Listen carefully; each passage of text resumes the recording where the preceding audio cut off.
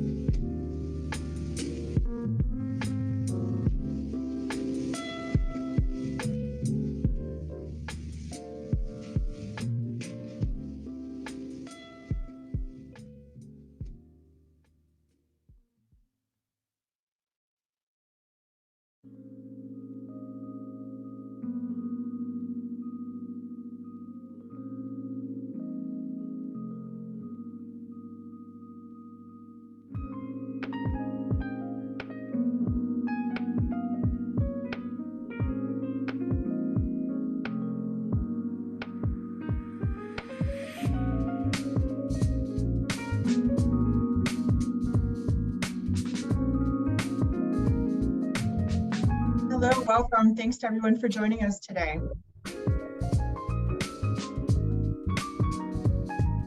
Started in just a moment. Hi, I'm Audrey Wennick. I am the Director of Transportation for the Metropolitan Planning Council. MPC is an independent nonprofit organization that works to advance the sustainability, equity, and prosperity of the Greater Chicago region. We're so thrilled to have all of you joining us here today. To make sure that we can all engage easily, I want to go over a few housekeeping points briefly. We have enabled the chat and the Q&A functions here on Zoom, and you can find them in the bottom portion of your screen.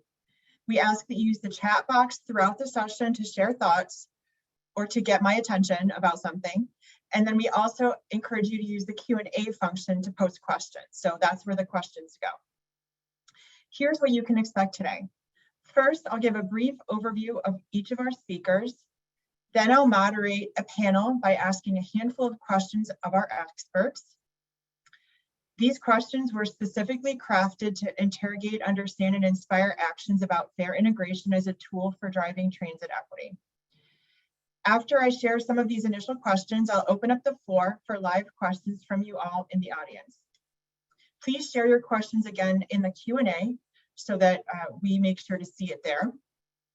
This event also features live closed captioning in English and Spanish. So please click closed captions here in Zoom to turn on the English captions. You can also access them in a separate window by following the link shared in the chat. One final note, this event is being recorded. So we will share a link to that recording and any relevant resources in a follow-up email. So you can expect that.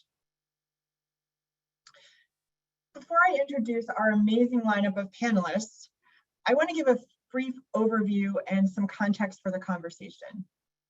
We are here today to discuss policies and practices associated with using electronic fare media and how this can make use of our transit system as seamless as possible for riders. In 2011, the Illinois State Legislature passed a law requiring that a universal fare card be developed for Northeastern Illinois. That resulted in development of the Venture Card, which hopefully most or all of you possess for CTA and PACE, and a Ventra app that works for all three agencies. We were one of the first regions in the US to have this type of smart card fare media put into operation. So that's the technology part of the process. There's also a dimension of fare policy. A universal fare card is a tool that allows the ability to program fares in a way that maximizes integration between services. For example, in Chicago now, if you ride CTA or PACE to access a Metro train, you do have to pay 2 complete fares. To the rider, paying twice to make one trip is not an incentive to ride transit.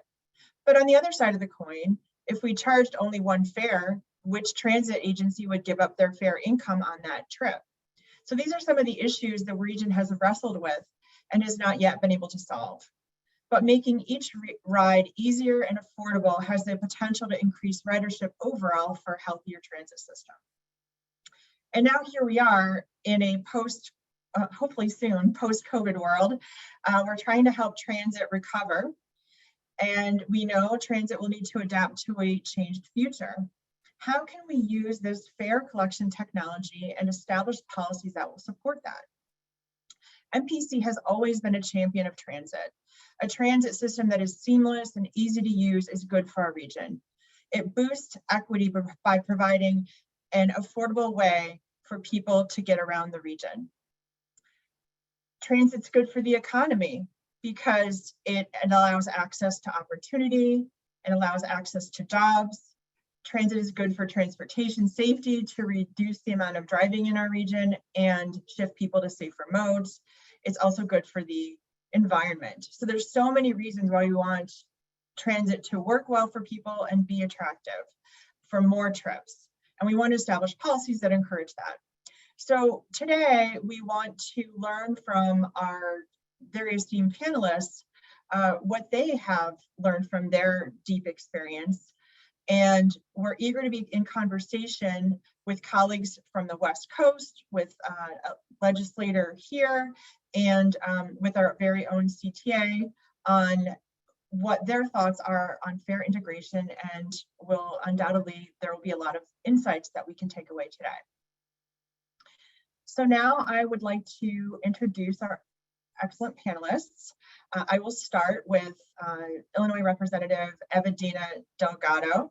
She has been a state representative from the 3rd Illinois House District since November 2019.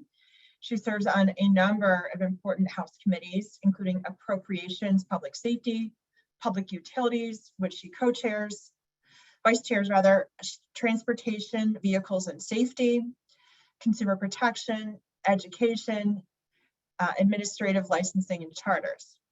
She's an active member of the Illinois Legislative Latino Caucus and the House Democratic Women's Caucus. She formerly worked at CTA and considers herself a transit geek, which we love. And she also holds a Juris Doctor from DePaul University College of Law and a Bachelor of Arts in International Relations from Wellesley College. So thank you for being here, Representative Delgado. Next, I want to introduce Molly Poppy, who is the Chief Innovation Officer at the Chicago Transit Authority. She joined CTA in June 2019 as the very first Chief Innovation Officer at CTA. And there she's responsible for leading the development and implementation of new technology and digital strategies focused on customer communication and engagement, and partnering with third-party organizations to launch integrated digital products and services to help reduce mobility friction for transit customers. She helps to oversee the Venture Fare System, the first account-based transit fare system in the US. And then prior to CTA, she spent more than 7 years working for Mayor Rahm Emanuel in the city of Chicago in various roles, including serving as the Deputy Chief of Staff for Economic Development, where she led the City of Chicago's Mobility Task Force and the creation of the roadmap for the future of transportation and mobility in Chicago. And Molly started her career on President Barack Obama's presidential campaign. Next, I'll talk about the background of Kevin Desmond. Kevin has over 30 years experience in public transit, most recently as a CEO of Transit Link in Vancouver, British Columbia. Prior to that, Kevin was the general manager of King County Metro in Seattle. He started his transit career at the New York Metropolitan Transit Authority as Chief of Operations Planning for New York City Transit. Over the course of his career, Kevin has pioneered an array of operational fleet technology and market development initiatives that supported regional transit objectives and realized sustained transit ridership growth, including the development and startup of the Orca Regional Card in Greater Seattle and TransLink's Compass Card. Kevin is currently National Director of Transit and Rail for Sam Schwartz Consultants. And now I will introduce Bill Bacon, who is a principal at the Metropolitan Transportation Commission in the San Francisco Bay Area.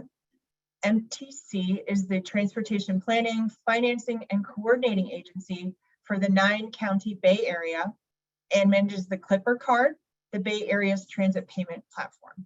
He leads MTC's work on fare integration across the Bay Area's 27 operators and served as the co-project manager for the Bay Area's fare coordination and integration study and business case, which was launched to improve the transit user experience through a more customer-centric fare policy.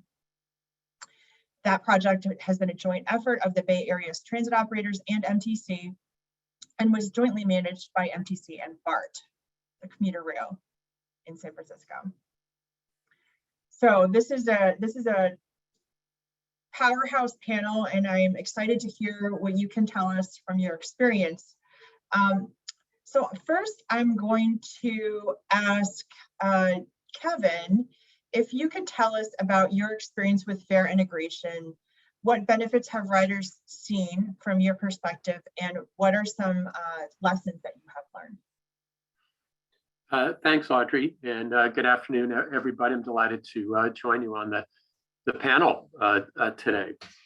In fact, fare policy, fare integration, ticketing has really been a constant of my long 30-year transit career, starting in New York in the mid-early 1990s with the startup of MetroCard, which was the first electronic ticketing system that New York City had, and actually once it had become embedded, really helped to transform service and customer experience in New York, and I think led to a fairly long period of ridership growth throughout the New York region. And then moving on to the Puget Sound region, where eventually we launched the Orca card, which is primarily what I'm going to talk about here today, and then at TransLink in Vancouver with our Compass card. And what I've learned over my entire career in public transportation at the agencies I worked in, and with all the people that I've worked with throughout this industry, that the convenience of a single integrated ticketing program for regional transit is an absolutely critical element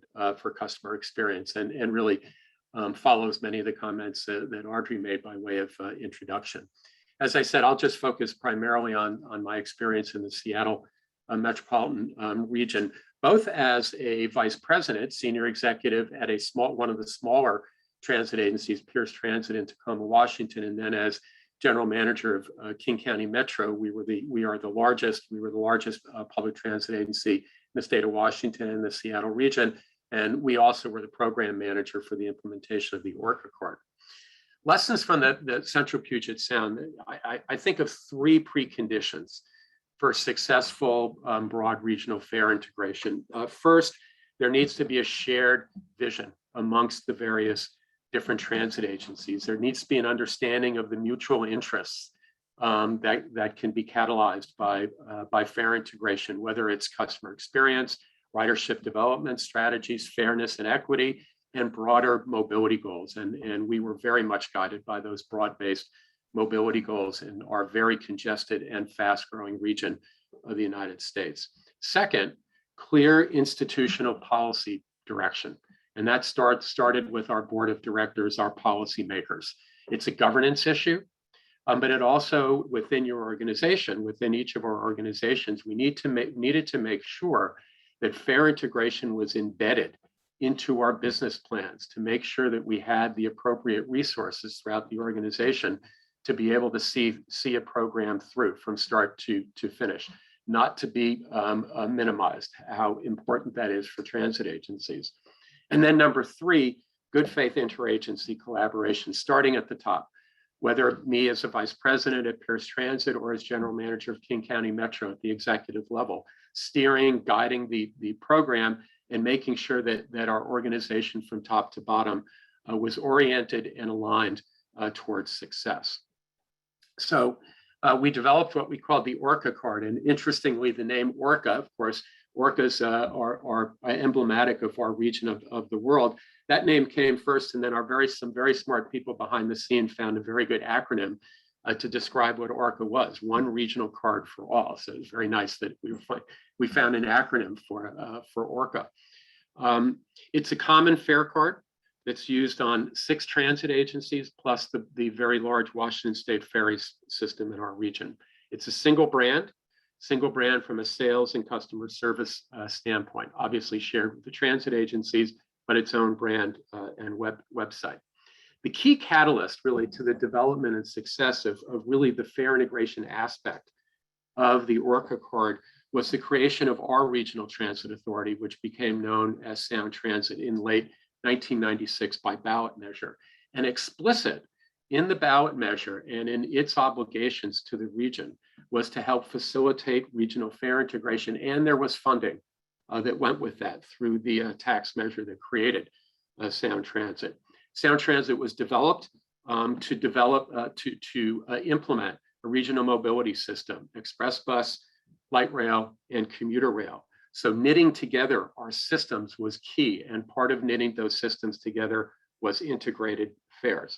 Part of the revenue and budget set aside from Sound Transit was what enabled Sound Transit to fund, at least initially, that problem with the fare revenue from each of the agencies that Audrey mentioned, that you are struggling with here in Chicago. If you transfer from one, do you pay a full fare for the next, or who then subsidizes the lost revenue between the agencies? Fortunately, Sound Transit had the means to make it happen, but I will note that their subsidy from that was sunsetted. It was not meant to be a permanent subsidy. It was meant to get us all started. And what it eventually resulted in is seamless transfers for all of the riders throughout the region. The results: high customer satisfaction. Our transit agencies had high customer satisfaction to start with. This, I think, helped. People were looking for it, and as the Sound Transit system began to expand, it was absolutely vital. Very importantly, the Central Puget Sound region, the Seattle metropolitan region, for years pre-COVID was leading the United States in transit ridership growth. And in fact, even as ridership was declining or stagnant throughout much of the United States, the Seattle region continued to see ridership increases. There were a lot of reasons for that.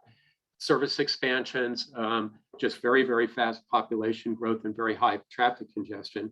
But clearly the benefits and the convenience of integrated fares had a lot to do with it. I'm absolutely convinced of that. In my experience in New York, Seattle, and in Vancouver, British Columbia, I think underscores that. And then finally, the creation of the ORCA program helped to enable, several years later, the creation of our ORCA Lift regional reduced fare card as well for low-income people that we implemented successfully in about 2015 and is now used and shared as a low-income fare pass by several of those 6 transit agencies. Without the ORCA program, the ORCA Lift card and the at least a regionally available reduced fare fare for the transit agencies just would not have been possible. So very short capsule of our experience in the Puget Sound, and look forward to more of the conversation going forward. Back to you, Audrey. Thanks so much, Kevin. You packed a lot of information into your response that we can kind of unpack as we're going forward. But now I'd like to hear from Bill and your experience in the Bay Area. What were some of the technical and political challenges you have been facing as you're working to integrate fare structures in your region? And I understand that you're going to be completing that in the Bay Area in 2023. So can you tell us what it's like to be in the middle of that and how you're addressing that? Yeah, excuse me. Thank you, Audrey. Good afternoon, everybody. It's a pleasure to be with you all. The San Francisco Bay Area has a very fragmented transit system. As you mentioned, I think in my bio, we have over 27 transit operators in the region, and there's actually some dispute about how many we actually have, because there might be even more if you count certain types of shuttles or different types of services. So we have a lot of different independent agencies. They all have their own governing boards, and our funding structure for transit operations in California very much incentivizes locally focused fares. There's often a variety of voter-approved sales tax measures or property tax measures that support transit operations within a particular service area. And that has led over the last 60 years to a fare system that really encourages boards to focus on setting fares for that sort of special taxing district or special service area that they're responsible for. And over time, that has led to an increasingly bewildering array of fares that exist between agencies. Agencies will have their own negotiated transfer discounts between sort of connecting services, but not necessarily all of the agencies that they connect with. And it really is very challenging for users to know what fare they're likely to pay. Sometimes it will be different depending on which direction you're traveling. You might get a transfer discount if you're going from one agency to another, but not vice versa. So it's very challenging for customers to understand what fare they're going to pay.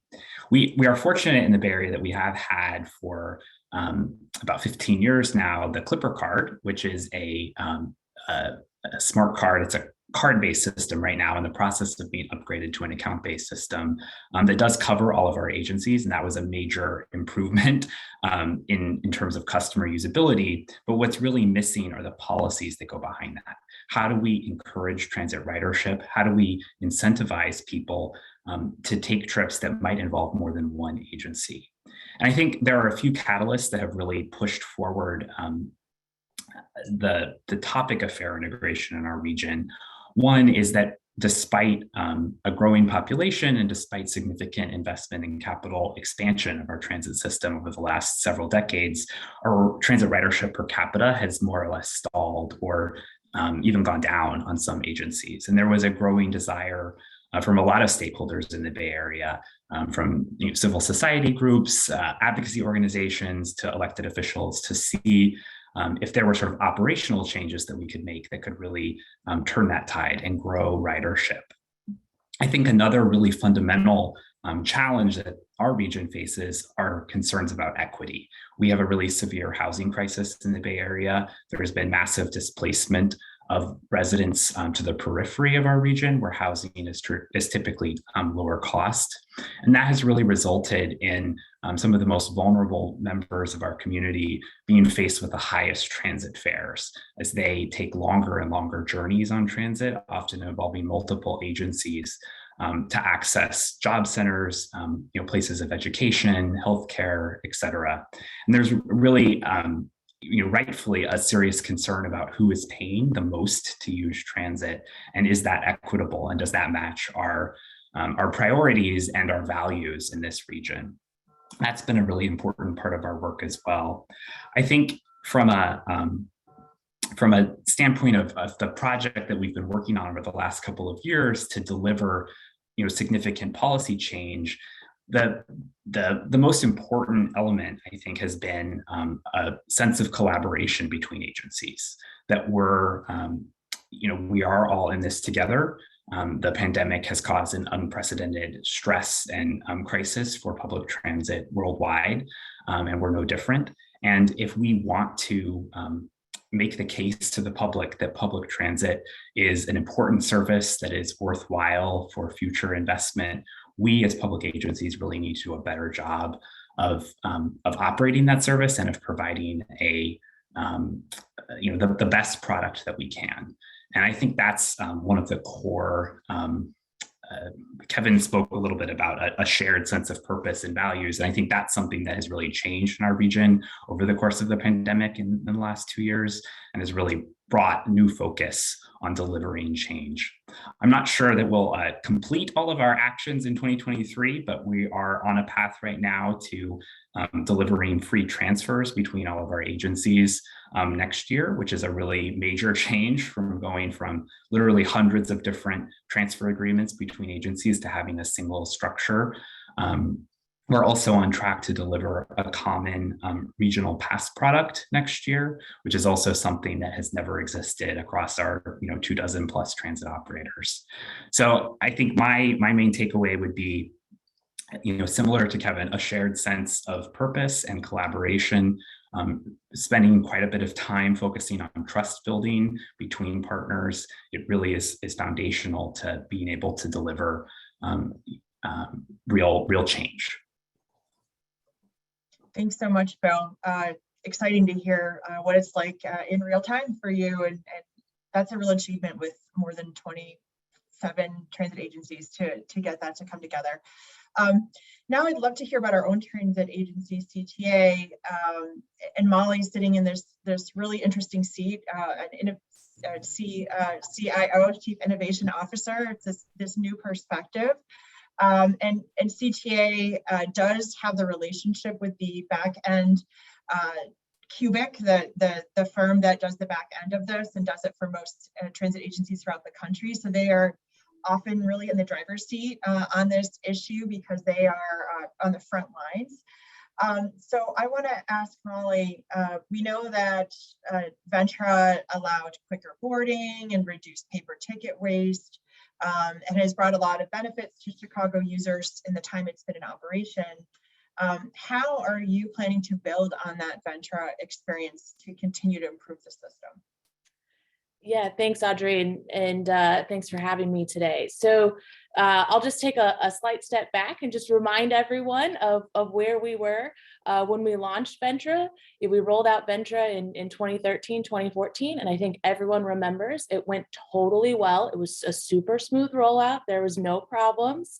But it was a massive transition for the agency. It was a huge change for us to go from the Chicago card to this account-based system that was a tap-on system to board.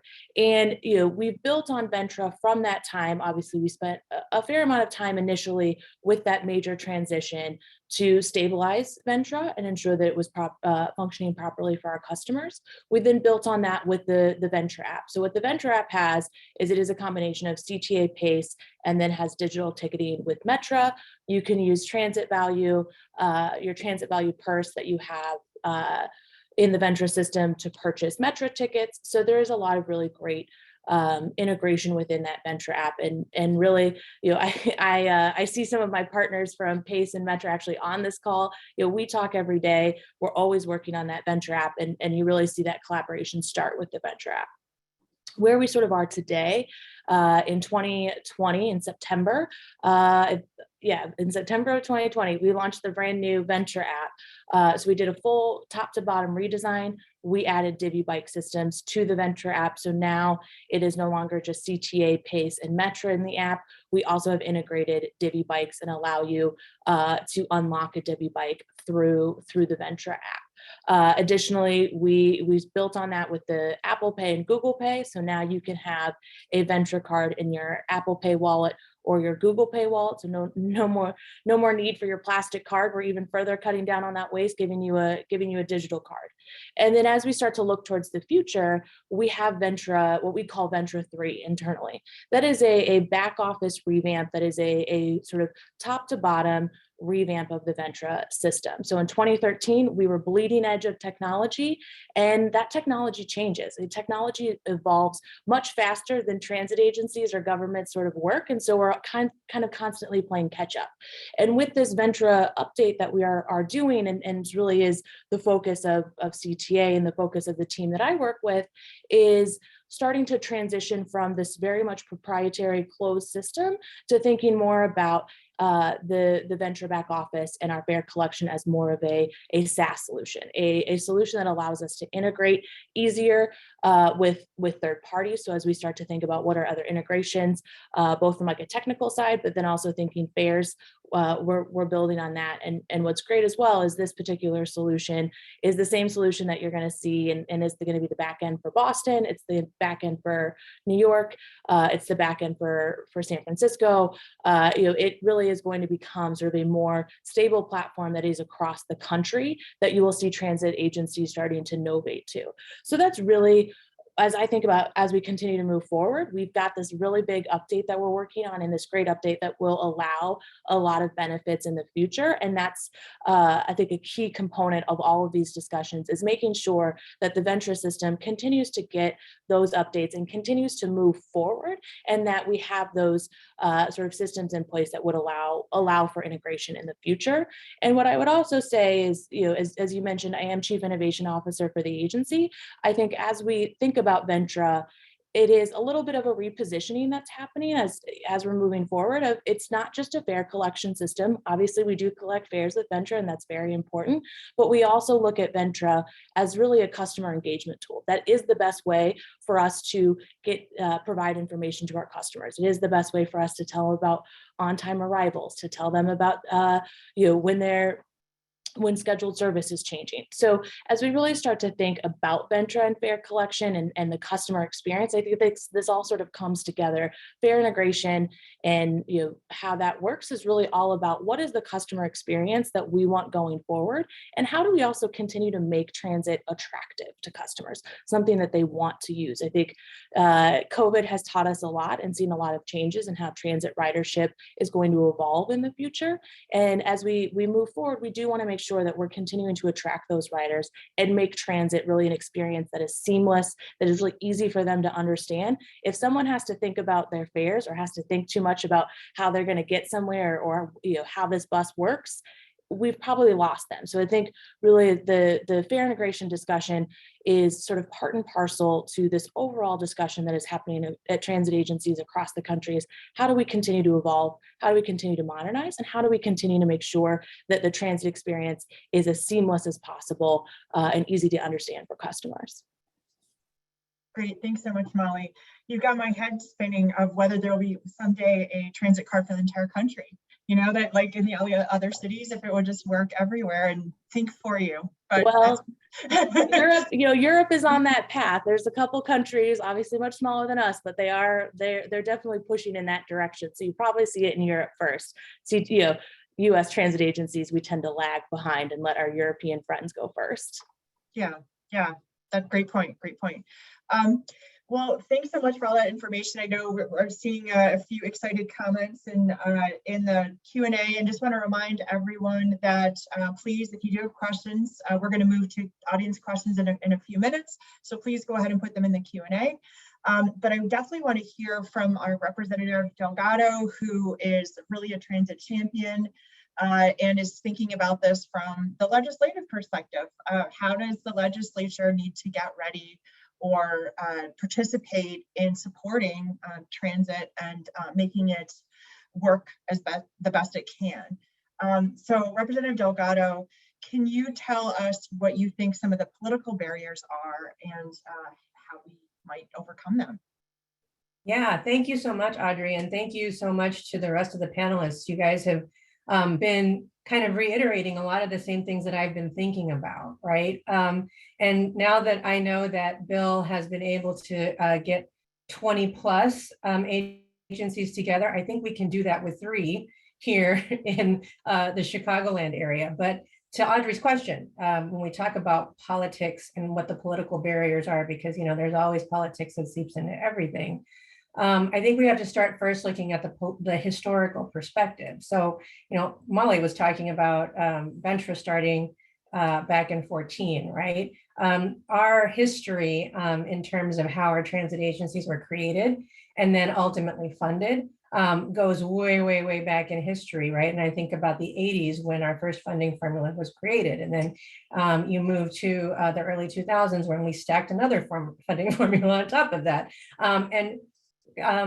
A lot of that kind of creates this parochialism because, all politics is local, as they say, and that hasn't changed. So what we really need for elected officials to do, and what I take as my responsibility, is that I've got to step out of the northwest side of the city of Chicago, because that's the area I represent, and that's the area, those are my constituents that I have to be responsive to.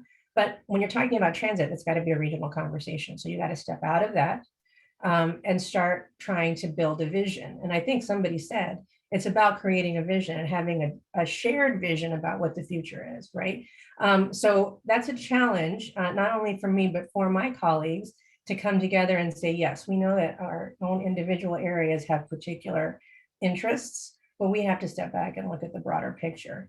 And then, of course, we're in the time of COVID.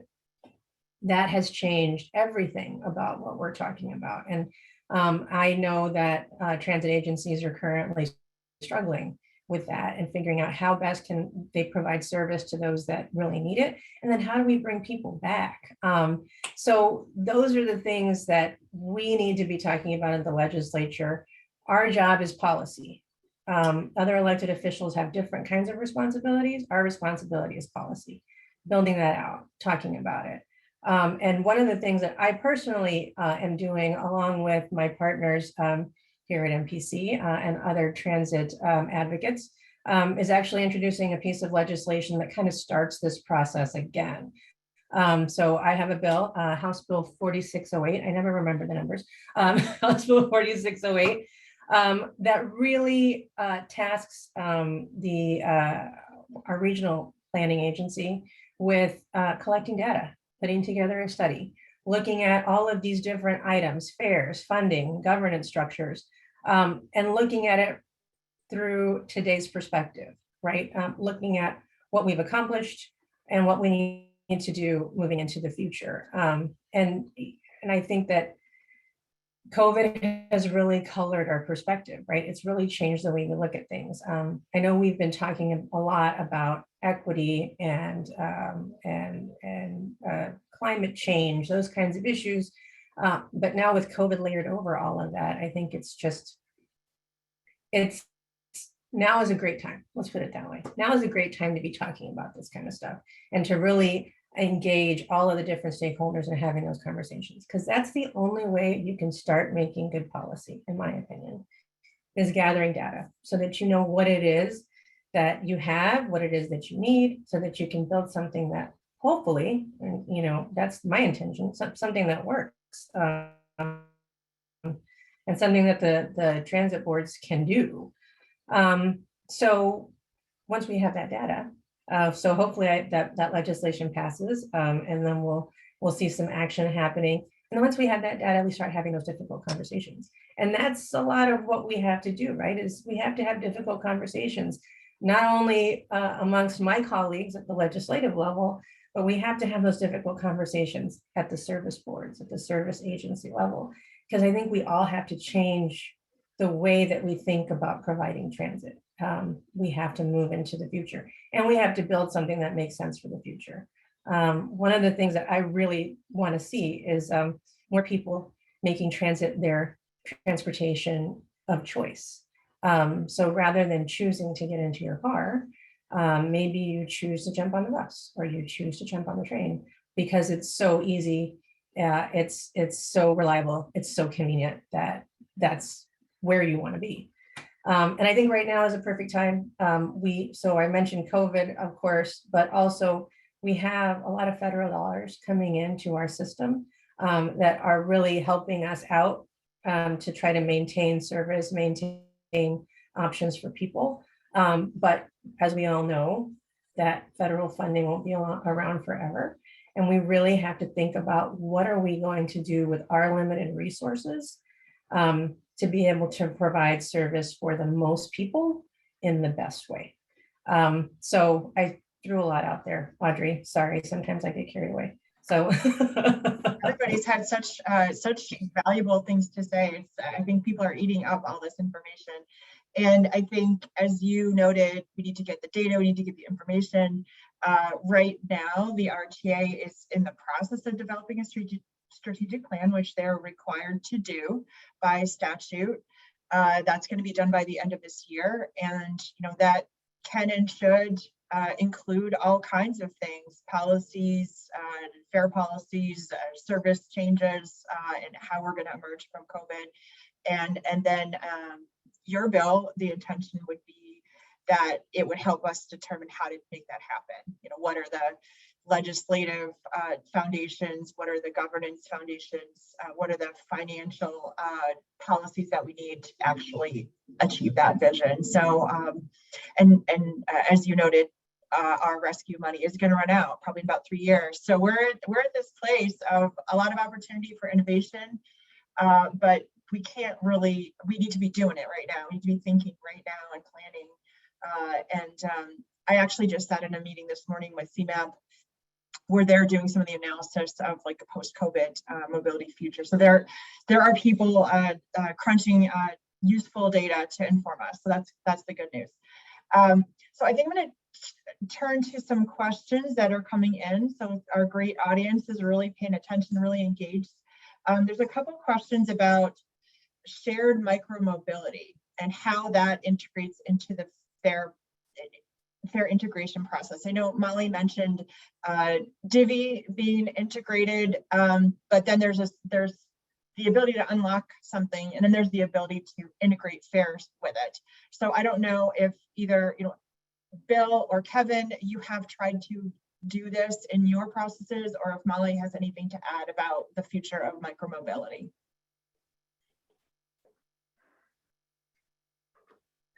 I'll just start. I'm out of the transit business now. As we were leaving TransLink, as I left TransLink, so TransLink system is also via Cubic. We're actually half a generation behind VentureCard, so a little bit ahead where Molly is with CTA. But I think Molly, in fact, alluded to that. The technology now is available to allow single ticketing across a single platform outside of sort of the closed nature of the transit agency itself. And most every transit agency that already has an advanced automated ticketing system is thinking of that and trying to find ways to leverage these other providers. Micromobility is going to be, it is and will continue to be a really, really important element that complements public transit in major urban areas. So finding a way to make it convenient to access by payment various different modes of service, whether it's subsidized public transit or privately operated micromobility type services, is really kind of the holy grail. It's what we're all in the business looking to do, this so-called mobility as a service. And that will provide lots of different options and easy opportunities for people to choose different ways to get around other than just driving, right? So if it's convenient, if it's easy to use, and it matches up with the kind of trip that you want to take on any given day, you're going to choose those other trips. You're not going to feel like the need to jump in a car. And I think all leading transit agencies, leading regional transit agencies are thinking along those lines. The technology now is available to make it happen. Thanks. I don't know if you want to add anything, Molly? Yeah. Yeah, no, I would just add, obviously a bike rider, a scooter rider is a transit rider. We sort of need to consider them as a whole, as part of the transit group.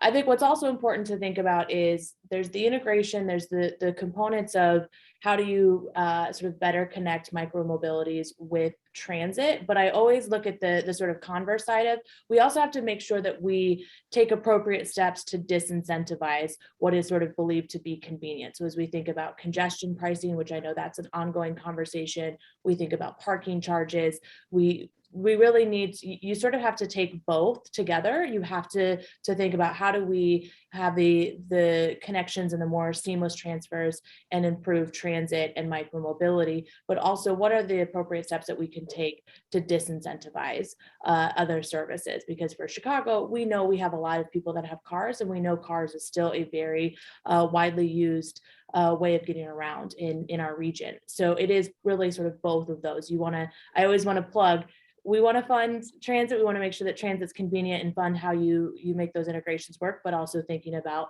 what are the ways to sort of discourage or disincentivize car ownership and driving. Great, that's really helpful. There's a couple other questions that people are kind of excited about Venture 3.0. And so one question is what's the timeline looking like for that? And then secondly, to use Kevin's language, would Ventra 3.0 allow for single ticketing across 3 agencies? So Ventra 3.0, we are still in the very early stages of development work and working with our partners at Cubic. So I would anticipate that we will roll out Ventra 3.0. I would say probably 2023, 2024 is the timeline that we're sort of working in. It'll be rolled out in phases.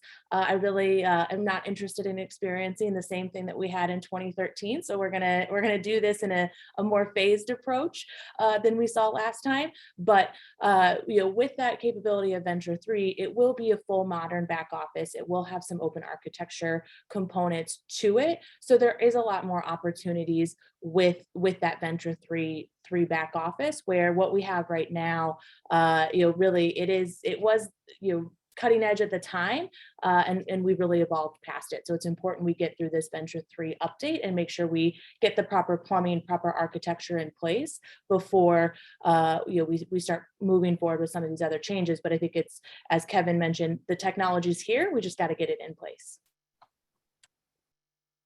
Thank you. Let's talk a little bit about, there's a concern with technology about how do we handle the unbanked population, which is not insignificant in our region for sure. How have you addressed this in the other markets that you've worked in, or how have you seen this addressed? Bill or Kevin? Well, this is I'll speak a little bit to the unbanked question through this. In the Bay Area, actually, starting right at the beginning of the pandemic in 2020, we launched a program called Clipper Start, which is a means-based transit fare. It's modeled quite a bit after the Orca Lift program up in the Puget Sound that Kevin was talking about. And it offers a significantly reduced fare, either 20 or 50% off the regular cash or Clipper card fare to eligible low-income travelers. And the challenge, I think, with electronic payment that agencies around the world have faced is if you don't have access to a credit or debit card, or you primarily conduct your life in cash and you don't have access to banking services, that these technologies are often off limits to you or out of bounds or not very accessible. And one of the things that we have really focused a lot of our work in this region on has been trying to expand the number of sort of Clipper or what am I trying to say, retail sites where you can access Clipper services, and really concentrating those in communities where there is a higher level of unbanked, of a larger unbanked population. And we also, similar to Ventra, we use Cubic as well as our vendor for the Clipper system. We have a Clipper mobile app now too that makes it easier to add very small amounts of funds to a Clipper card as well. I think that's also been one of the challenges that we have faced, is that typically if you're loading funds onto your card, there are incentives to load more money onto your card at a single time. And we want to try to reduce those barriers. So if you can only load $1 or $2 onto your Clipper account, that's something that's easier to do. I just add, Bill's totally right that the kind of the breakthrough for us when we launched Orca Lift in 2015 and in the kind of the lead up to Orca Lift was partnering with various different social service and public health organizations, where really on the ground at sort of the grassroots level is where you could access folks who would need the Orca Lift card. The premise and the backbone of electronic fare media and digital payment kind of requires access to digital payment services, banking. So obviously that is a challenge that has to be overcome. So the way that we overcame that, at least initially with Orca Card, was making sure we were on the ground where the potential users of the Orca Lift program were already available. There were other services available to those folks, and they would be able to make their payments through those services. Great, thank you. Do you have a question here about whether Chicago is considering the cost and benefits of free fares or universal basic mobility.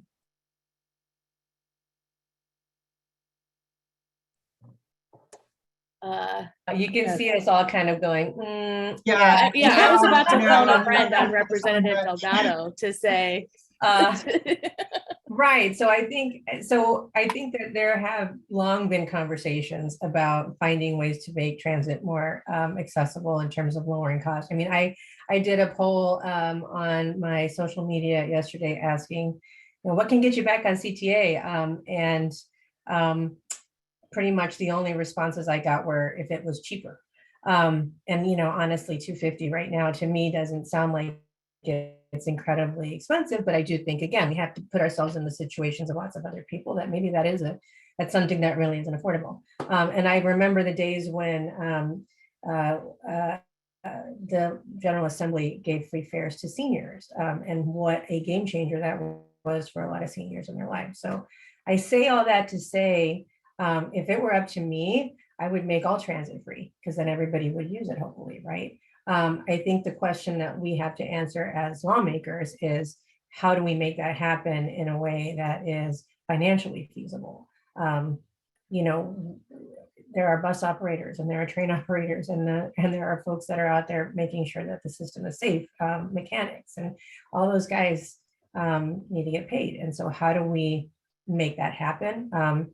I think is the big question. So I do think, again, not to do a shameless plug again on the legislation that I'm putting out there, but that is one of the things that we are talking about is funding formulas and what is the right way to do that, and how can we make transit more accessible to all. So that's a non-answer answer. I just want to build on what Representative Delgado was talking about, because as CTA, we are responding to what we're hearing from customers about affordability. And so with the 2022 budget, and as Representative discussed, we obviously have federal funding coming in. So we felt like there was a position for us to make some changes around our fares to further encourage ridership and also address sort of what we thought was maybe a little bit of a fare imbalance across our passes. So with the 2022 budget, we decreased our one-day fare from $10 to $5. We decreased our three-day fare from $20 to $15. We decreased our 7-day CTA pass to $20. We decreased our 7-day CTA Pace Pass to $25. And then we decreased our our 30-day CTA Pace Pass from 105 to 75. And I think most importantly, what we did is we eliminated the 25-cent transfer. I think that is one of those, as you think about the cost of transit, and you also think about how people are moving around and who transfers sort of hurt. It really is important to eliminate those transfers among CTA. So that 25-cent transfer is eliminated. And so if you're riding on a Venture card, you do get those free transfers. And I would note that what we found with the changes is we actually have seen a strong transition from individuals novating to the one-day pass and then also the 7-day pass, especially on bus. So what that is telling us is we know bus is a lower income riders and oftentimes is more transit dependent, where you often see rail tends to be some of those loop commuters. So we did see a strong transition over to those pass products. I think that's really encouraging as we continue to look forward, and we plan to have more conversations with our partners at PACE and Metra about how can we try to amend some of those pass products. Are there other reductions that we can take to address some of those sort of concerns around affordability of transit? Great, that's really helpful. And those are big achievements that CTA brought down those fares and made them more affordable. I think there's a lot of interest seeing in the questions, on the next level of true integration, where people don't pay two fares. And so do you foresee that happening in Chicago? Is there a movement towards that happening? Or is that something that honestly, you need the legislature to pass something that's just going to force it? Um, I wouldn't say that the legislator needs to pass something to force it. I think what you're hearing, and especially from the representative, is this is a holistic discussion. There's a conversation about fares, but there's a sort of more global conversation that's had around how does the state fund transit? How, they often have relied on CTA, Metro, and PACE. We have to get lots of capital dollars from the feds. There's a whole lot of concerns around how the state and local governments do fund transit. So what I would say is it's not a force. It is it's a holistic conversation that needs to have of how does the state value transit? Because as we think about, tell me what your priorities are, look at my budget. And so if you look at the state's budget, I don't know how much it always reflects how big of a priority transit is. I think Governor Pritzker does value transit. I don't want to insinuate that, but I do think as we think of a state and as we've continued since really the 80s, is transit a priority, and the state, I think the budget should reflect that transit is a priority. Amen. Yeah. Amen. I agree with all of those things. And again, as somebody who personally has a lot of interest in seeing transit become more of a priority in the state, that's exactly what I'm trying to advocate for in those halls and those conversations, because I think it should be a priority. To me, economic development, particularly in the Chicagoland area, really does revolve around mobility and how people can move across our region. And then I could get into the really exciting stuff related to Chicago being kind of the hub of transportation across the country, right? We have all 5 Class 1 railroads here. We have, international port not too far from downtown. This is where all transportation comes to meet in this country. So I sometimes have to, I think, amplify that message a little bit more, because there are so many competing interests, right, all the time. But to me, transportation should be a very high priority for all of us in the General Assembly. And for me, I'm definitely focusing on transit. Great, thank you. There are a few more questions that are centered on a pilot that's been going on in Chicago, the Fares pilot, which is with the Metro Electric District and the Rock Island, and enabling transfers with PACE that are reduced fares on Metro. CTA is not currently participating in that, but given this conversation about integration, is that something that CTA is considering participating in that, given that's sort of our one pilot going on right now in the region? Yeah, CTA, Metro, PACE, I think we're all looking for opportunities to enhance affordability and connect communities. And I think it's important that we continue to look how mobility patterns might shift due to COVID. I just mentioned the significantly reduced fares and pass prices that we've done for everyone back in 2022, or as part of our 2022 budget. So the agency continues to look forward to having conversations with Metro, with PACE. The county is part of that as well, with those conversations, to try to address, I would say, sort of a more global question.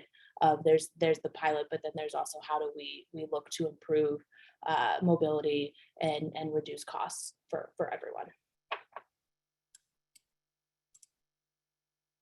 There's also a question, and I don't know if any work's been done in this area, about interstate transit.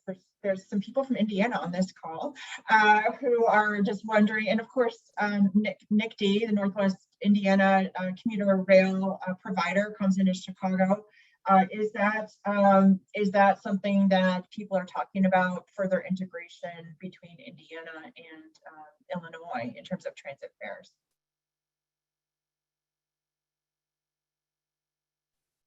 I'm curious if this is something that Bill or Kevin have worked on, or if Representative Delgado, if that's something you guys are all thinking about as well in Springfield.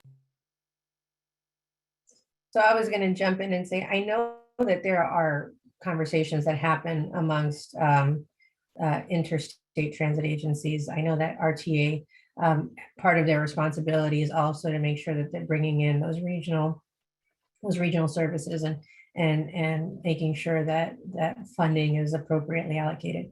But I think that is a conversation that has yet to really get focused in on at the legislative level. And I'm actually glad that you brought it up, because it's something that I have now in my notes about wanting to take a closer look at what's happening with NICD and seeing how that integrates with everything else we're talking about. So thank you for the suggestion. Great, thank you. So we're just pretty much at the end of our time right now. So I think I will wrap things up and give a few closing remarks. This has been such a stimulating conversation. It's wonderful to see all the questions. People are really engaged in this topic. So I want to thank you all. You really made a lot of time to prepare for this. We had preparatory meetings. You've given a lot of thought to this topic. So I really want to thank you for all your thoughtful comments today and your remarks and your leadership on this topic to advance fair integration and accessible transit and mobility equity. And I want to thank everyone who tuned in today to join us for the Rethinking Regional Transit panel. We hope you've learned a lot and will carry some of those lessons with you. We encourage you to register for some of our upcoming MPC events. We will be hosting a virtual panel discussion on the firsthand experience of segregation.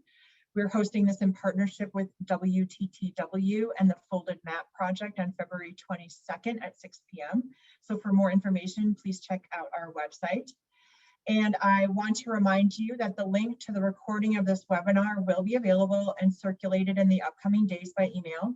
And we'll also include any other information that our speakers have provided to us.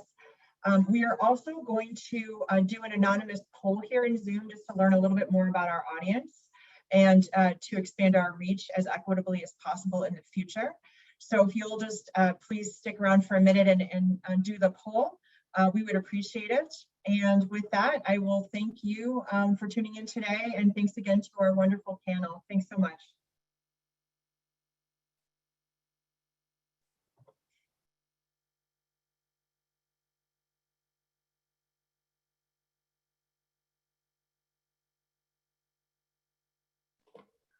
Thank you. Great panel, great conversation. Good luck in Chicago, everybody, to figure it all out. You can do it. Thanks so much. Representative Delgado, go get them. Get that data.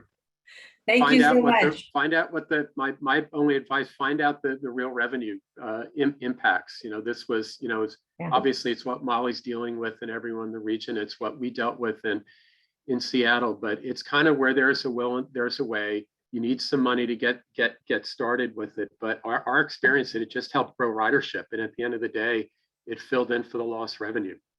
And there's so many other benefits associated with it.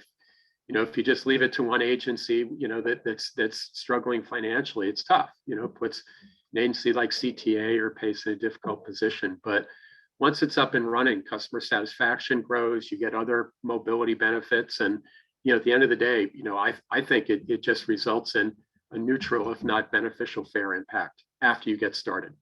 And, you know, I hope, Bill, in the Bay Area with your 27 agencies, you can knit that together as well.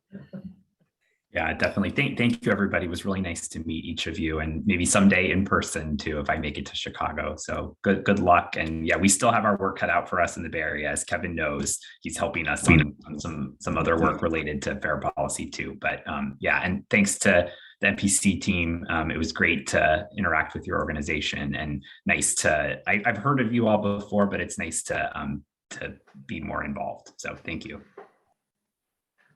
Yeah, thanks again. Well, invitation's always open. If you get to Chicago, definitely get in touch. We love sharing information and learning from other regions. So that's what we did today, and we appreciate it. Thank you, guys. I appreciate it.